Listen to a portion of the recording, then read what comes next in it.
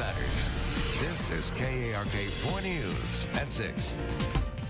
A developing story as lawmakers gas up, pack their bags, and head to the capital city as the governor calls a special session to deal with the teacher health insurance crisis. Good evening, and thank you for joining us at 6 o'clock. I'm Bob Clausen. And I'm Ashley Ketz. The session will run for 3 days, and it will start tomorrow. Governor Mike Beebe said he would only call the session if the legislature agreed on a solution to teacher insurance ahead of time. That happened, but KARK4's David Goins is live with more on why this quick session could have some controversy. David? That's right, Ashley. There seems to be a pretty safe consensus on the short-term solution to provide some cash next year to lower some of those premiums. But the long-term solution that the governor talked about so much, well, some of that work still has to be done. One of the key ideas Governor Beebe has about that long-term solution is taking taxpayer money, essentially property tax money, from 8 wealthier school districts or school districts that produce a pretty strong property tax, and then send that money to the school resource, school utilities for the entire state. That'll help different facilities for the state of Arkansas. But understandably, state reps and state senators who represent those various districts have some concerns over that. They oppose that idea. They don't want the state government taking any extra local money away. Now, given that, state senators and state House reps still have to work together to find a way to make this particular plan work. As far as the bones of why we're here on the teachers' health insurance, I think again we've got a lot to look forward to, and proud of the hard work by the membership.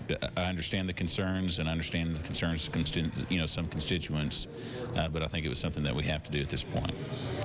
State Senator Jonathan Dismayne talking about the concern of really putting $43 million towards public school employees insurance when so many people in the private sector obviously have to deal with health insurance increases themselves from year to year. Clearly, that will also be part of the debate. Live at the state capitol, David Goins, KARK 4 News.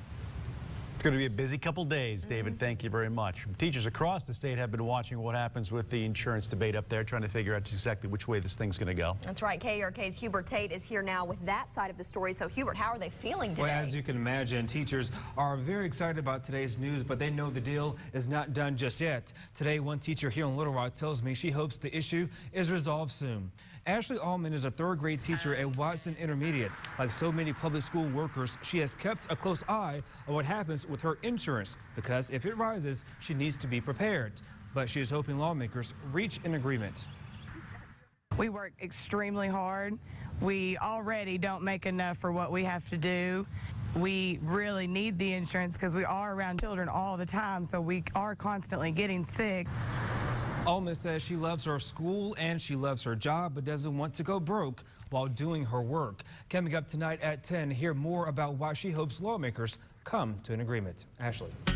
Thanks, Hubert. And there could be a deal in the works to end the government shutdown. The Senate coming up with a plan this afternoon that would end the shutdown and also address the debt ceiling. Today, Senator Mark Pryor hit the floor of the Senate praising a bipartisan group of 14 working steadfastly throughout the week on this deal, but says there is still hard work to be done.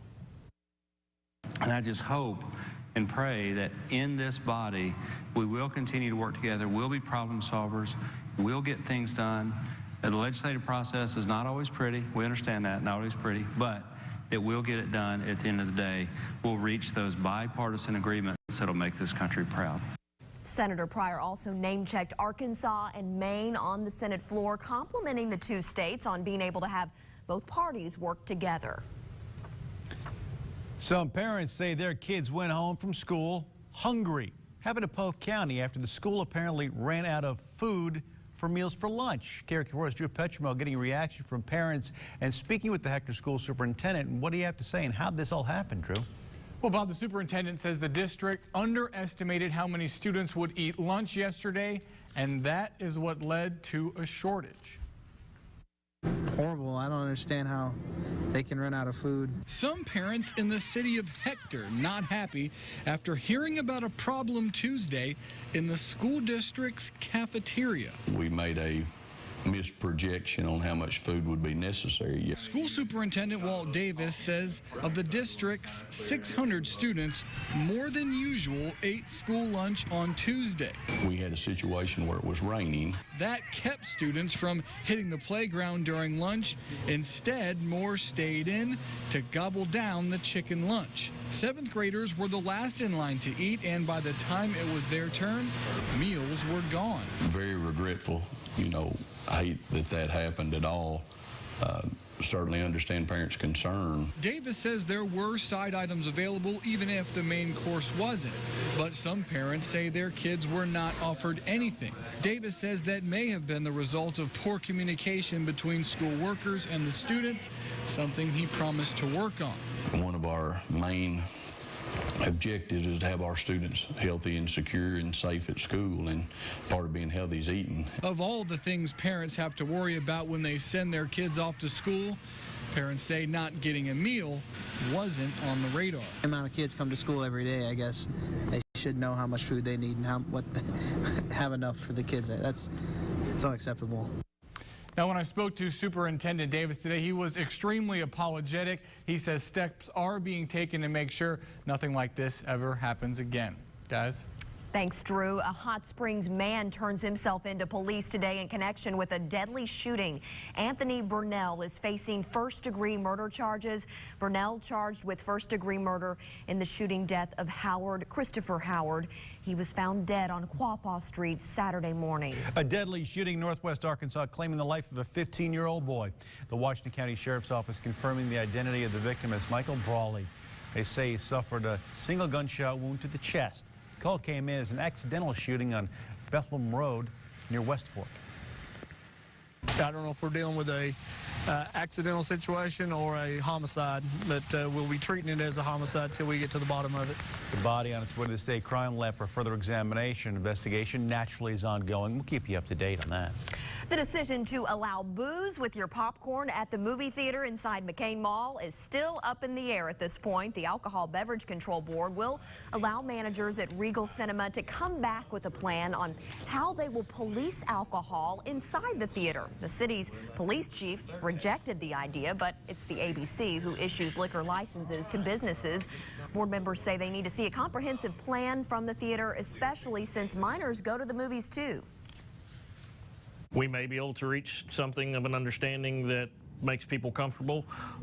We may not. It's going to be a pretty high bar. It's not something easy to get comfortable with here in Arkansas. Theater leaders have the next 30 to 60 days to share their plans with the board director. New tonight at 6 o'clock. Would you like to stay in one of the hottest new hotels in America? Well, if so, then you'll be spending a night in Arkansas. Take a look. And this certainly is not your father's Howard Johnson. In fact, it's not Howard Johnson at all. It's 21C in Bentonville, taking the top spot in the poll. They based the ranking on online guest reviews on hotels that opened within the last year. The 21C beat out a lot of them. Some of them in New York City, Charleston, South Carolina, and Washington, D.C., something we can all be very proud of.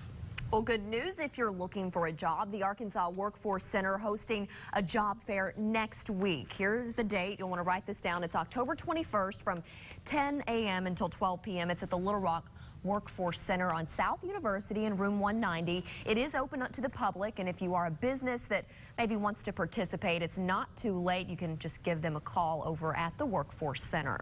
Coming up tonight at 6 o'clock, a group braving the elements to make sure others get the help they need, taking aim at a very good cause. Coming up.